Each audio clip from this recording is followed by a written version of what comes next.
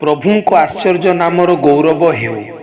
दिन प्रतिदिन वाक्य शुणुथिबा प्रभुଙ୍କ प्रिय लोक मानंकु प्रभु जीशु ख्रीष्टଙ୍କ बहुमूल्य नामरे नमस्कार।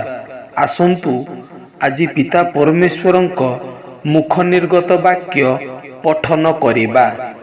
जेणु लेखा अछि, प्रभु कहंती आंबे जीवित थिबा प्रमाणे प्रत्येक आंठु आंभ छामुरे नत हेब आ प्रत्येक जिह्वा ईश्वरଙ୍କ प्रशंसा करिब। रोमियो 14 अध्यायर 11 पद।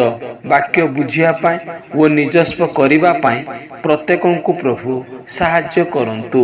एही वाक्य द्वारा आपण मानंकु आपण मानंक परिवारंकु प्रभु बहुल रूपे आशीर्वाद करंतु। धन्यवाद। आमेन।